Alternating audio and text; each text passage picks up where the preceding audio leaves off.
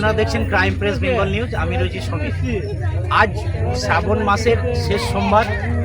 আপনারা যেদিকেই তাকাবেন বা আমরা যেদিকেই তাকাচ্ছি সেই মন্দিরে মন্দিরে বাবার ভক্তদের ঢল, বাবার মাথায় যে জল টানার ভক্তি, আরাধনা, উপাসনা চতুর্দিকে আমরা লক্ষ্য করছি। আপনারা দেখতে পাচ্ছেন আমার পিছনে সারি সারিবদ্ধভাবে যে বাঁক রয়েছে, বাবার মাথায় জল ঢালার জন্য আনা হয়েছে। ভক্তি ভরে উপাসনা করে দীর্ঘ পথ অতিক্রম করে পায়ে হেঁটে ভক্তরা সব বাবার মাথায় জল ঢালবে বলে সেই যে বাঁকে ভরে যে জল ভর্তি বাঁক এখানে সারিবদ্ধভাবে সাজানো রয়েছে। এই যে শ্রাবণ মাসের রীতি বা বাবার মাথায় জল ঢালার প্রথা, আপনারা জানেন কেন এই জল ঢালা। হিন্দু পুরাণ মতে বাবা দেবাসুরের যে সমুদ্র মন্থন প্রাককালে যে গরল বা হলাহল বা বিষ যে উৎপন্ন হয়েছিল, সেই বিষ বাবা ভোলানাথ বা মহাদেব কণ্ঠে পান করে কণ্ঠে ধারণ করেছিলেন এবং বাবার দেহের যে উত্তাপ ক্রমশ ধীরে ধীরে বাড়তে থাকে এবং সেই তাপ বাড়ার ফলে বাবার যারা শুভাকাঙ্ক্ষী ছিলেন দেবতারা, যারা ফুল বেলপাতা এবং গঙ্গা জল দিয়ে বাবাকে সেই তাপ প্রশমিত করার চেষ্টা করেছিলেন এবং সেই প্রথা অনুযায়ী, সেই রীতি অনুযায়ী তখন থেকেই বাবার মাথায় জল ঢালা হয়ে আসছে এবং বাবার যারা ভক্ত রয়েছেন তারা দেখতে পাচ্ছেন আশেপাশে ছড়িয়ে ছিটিয়ে রয়েছে। আর যারা বাঁক এনেছেন তারা আপাতত এখানেই সারিবদ্ধভাবে রয়েছেন। কিন্তু দিকে দিকে চলছে মহা সমারোহে বাবার মাথায় জল ঢালা। এমনই এক চিত্র নিয়ে আমরা হাজির হয়েছি ক্রাইম প্রেস বেঙ্গলের পর্দায়। আমরা রয়েছি এখন দেওয়ানদিঘি থানার অন্তর্গত জামার গ্রামে, যেখানে কাতারে কাতারে বাবার ভক্তদের ভিড়। শুধুমাত্র বাবার মাথায় জল ঢেলে নিজের মনস্কামনা এবং পারিবারিক কল্যাণ মানত পূরণের আশা নিয়ে ছুটে এসেছেন বহু ভক্তবৃন্দ। পূর্ব বর্ধমান জেলার ধাত্রী গ্রাম সংলগ্ন যে গবার ঘাটটি রয়েছে, সেই ঘাট বরাবর বয়ে চলেছে মা গঙ্গা। সেই পবিত্র জলাধার থেকে জল সঙ্গে নিয়ে বহু অগণিত ভক্ত তাদের মনস্কামনা পূরণের জন্য বাবার মাথায় জল অভিষেক করাচ্ছেন। আসুন জেনে নেওয়া যাক গোটা শ্রাবণ মাস জুড়ে বাবা মহাদেবের মাথায় কেন জল ঢালা হয়। হিন্দু পুরাণ বলছে, দেবতা অসুরদের সংঘাত যখন চরমে ওঠে তখনই আসে সমুদ্র মন্থনের প্রসঙ্গ। এই মন্থন যখন চলছে এমন সময় মন্থন চলার প্রাককালে সমুদ্র গর্ভ থেকে উঠে এলো এক হলাহল নামক গরল বা বিষ। এ জগতে এমন কেউ নেই যে ওই বিষ ধারণ করতে পারে। একমাত্র মহাদেব, যিনি মহাকাল নামেও খ্যাত, তারই রয়েছে একমাত্র সেই শক্তি। যেমন কথা তেমন কাজ।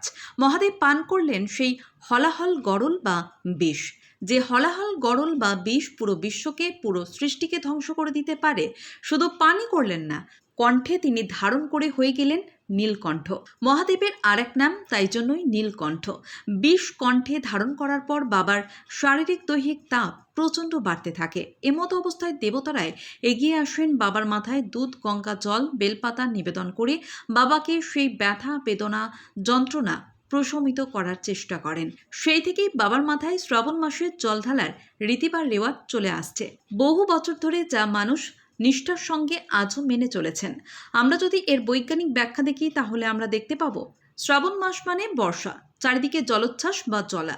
এতে যেমন প্রকৃতি তার শস্য শ্যামলার রূপ বিকিরণ করে চলে, তার সাথেই এই মহাবিশ্বকেও সবুজের উপহার দিয়ে চলে, যার ফলস্বরূপ এই উপহার শুধু মানবজাতি উপভোগ করে না, এই মহাজগতে বা বিশ্বকে যত রকম জীব সৃষ্টি হয়েছে বা যা কিছু ঈশ্বরের দান, সবই উপকৃত হয়ে চলে।